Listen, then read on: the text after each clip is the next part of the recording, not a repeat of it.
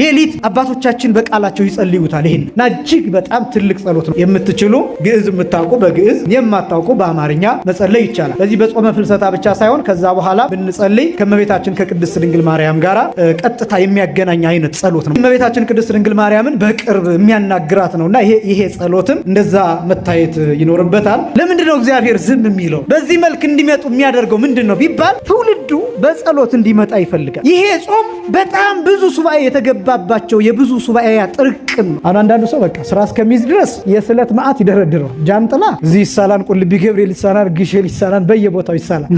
ልክ ስራ ሲገባ ትዝ አይለውም የት እንደተሳለው ነው። አስራት ይሄ በኩራት መሐላ ስራ ያዝኩ እንደሆነ ከ10 አንድ አይደለም እኔ ከ120 ሁሉ ሰጣለሁ ሊል ይችል። ስራ ሲይዝ ትዝ አይለው። ይኸውላችሁ እግዚአብሔር ምን ይፈልጋል? ሲሰጠን እንድንሰጠው ይፈልጋል። ከዛስ የእግዚአብሔር ስራ ምን እንደሆነ ታውቃላችሁ? የኛን መውሰድ አይደለም። አሁን አንዳንዱ ሰው ከ110 ስለሰጠ እግዚአብሔር ወሰደ ብሎ ያስባል። ወዳጅ ከ110 ስትሰጥ እግዚአብሔር ምን እንደሚያደርግ ታውቃለህ? ያንተን 90 ሺህ ያስገባው። በማንኛውም ጉዳይ ላይ እግዚአብሔር ካዘገየባችሁ ምን እያደረገ እንደሆነ ታውቃላችሁ? የጸሎታችሁን ውጤት አጠራቅሞ ሲሰጣችሁ እናንተ ከምትጠብቁት በላይ የሚጣፍጥና ብዙ አድርጎ ነው የሚሰጣችሁ። ምክንያቱም እግዚአብሔር ሲመጣ የሚቀድመው የለም። እኛ የዘገየ ይመስለናል። በደረሰበት ሰዓት ግን ምን እንደሚያደርግ ታውቃላችሁ? እድሜ ዘመናችሁን በደስታ እንድታሳልፉ ነው የሚያደርጋችሁ። እንደኛ ችኮላስ ምንድን ነው የሚሆነው? መሀል ላይ ልክ ለምሳሌ እሳት ስታቀጣጥሉ ገለባ ብትጨምሩበት እሳቱ ምን ይሆናል? ቶሎ ይነዳል ወዲያው። ግን ችግሩ ምንድን ነው? ቶሎ ይጠፋል። አሁን እኛ ብዙ ጊዜ በጸሎታችን እንደዛ አይነት ደስታ ነው የምንጠይቀው። እባክህ በቃ የፈለገ ይሁን ይሄን የጠየቅኩህን ብቻ